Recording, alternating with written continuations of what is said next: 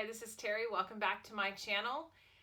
Today recording a little late on a Monday, and I've been on calls all day long, and Ray, you've been working all day long. You should see Ray. Ray is looking quite haggard and run down. I'm just tired.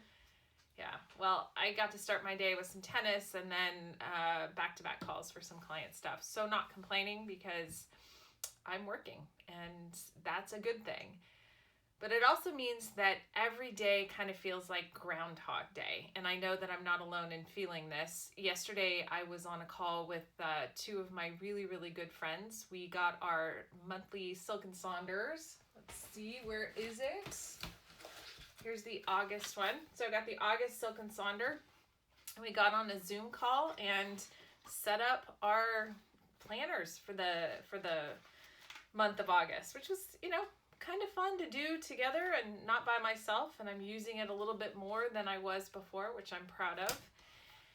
And anyway, so during the conversation, my friend Candace and my friend Bonnie both commented on how we're missing endings, we're missing beginnings, we're missing those times in our lives to mark the ends and the beginnings. So for example, school just kind of petered out. There were no graduations, there were no end of year parties, there was nothing to kind of mark the end of the school year.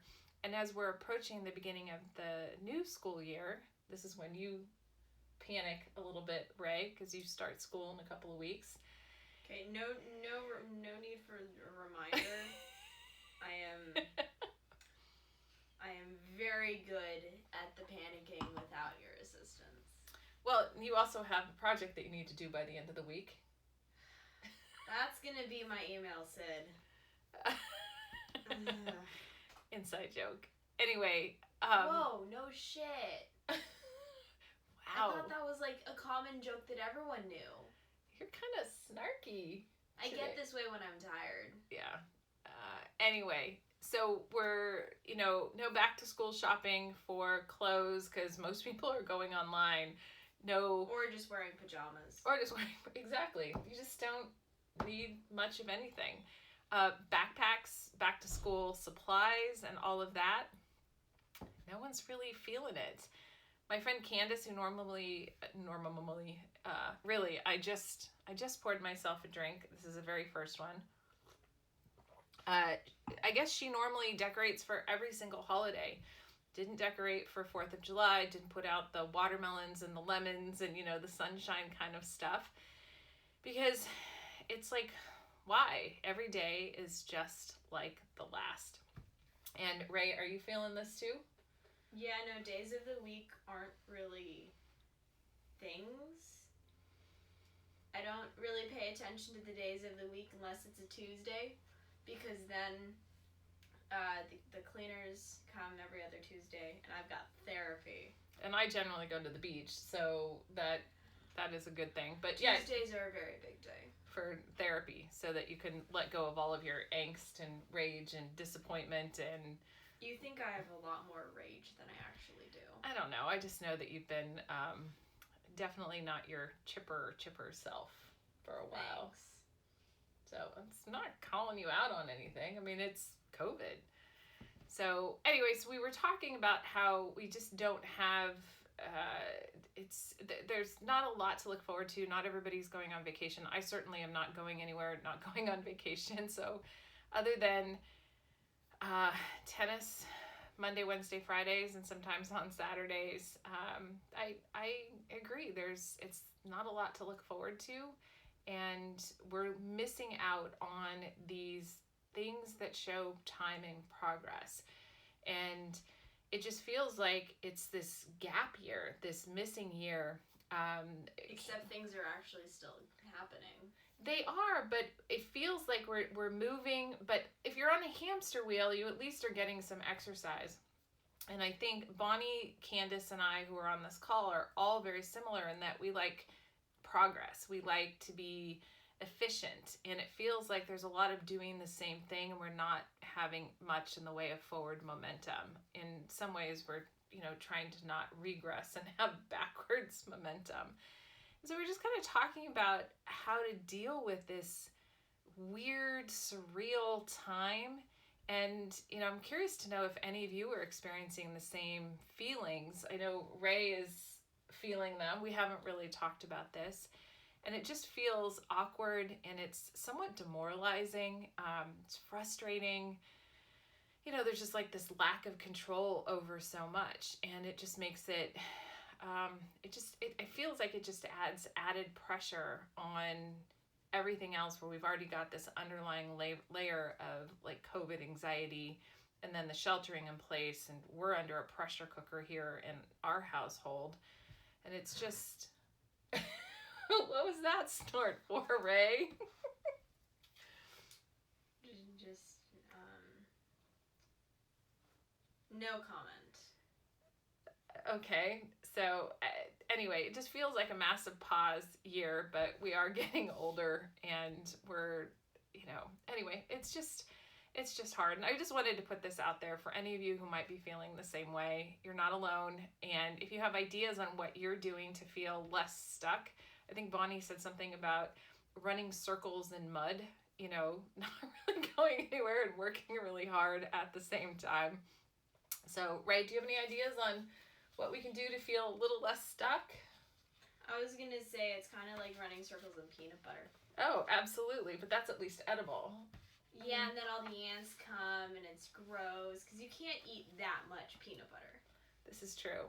So then the question is, what can we do to kind of add the markers to feel like we're not completely losing this time, especially for those of us who like efficiency and hate waste. And so I'm kind of noodling over some things where we can create maybe new traditions, even if they don't last very long, or new things to celebrate in the moments, and finding ways to, I joke about, I always silver lining things, finding the goodness in whatever it is, or finding anything that helps us feel tethered. Not dragging us down, but just a lot less untethered, like we're floating around without any sort of control. So I don't know. I will continue to noodle over these things. I know that I have my daily habits and behaviors that I put into my habit tracker, which, every day I do French, do some meditation, take my supplements, try to do some yoga, do my morning pages, and then I try to do one brave thing every single day. What was your brave thing today? What was my brave thing today? Hang on, let me look. I think it was having an uncomfortable conversation with Adam was my brave thing today. Fun. It's almost every day. But some days it's, recording and sharing these videos, which does take a little bit of bravery on my part to put all of this out there. And anyway, all of those things help me feel a little bit more tethered, a little bit more grounded in a time when so much is uncertain and uncomfortable. I think that's pretty much all that I had to say. I'm going to check my notes and, it's just like I have a note here. Is like right now, part of the frustration is we are paying the price for other people's fuck ups. And that is incredibly frustrating. I definitely have a lot of anger, even though I'm laughing right now. I am pissed off at the people who failed to see the magnitude of the situation that we are in, who refuse to wear masks, who refuse to socially distance, who refuse to take this seriously. And leadership at our national level, or complete lack thereof, and we are paying the price for their fuck-ups. I mean, that's how it is, and that does not add to any sense of contentment or fulfillment during a very frustrating time. So, Ray, unless you've got something, I think I'm going to go ahead and wrap it up. And I got some work to get back to. You all good? Yeah. You can go take a nap. Yeah. Anyway, I hope you're doing okay. Thanks for watching.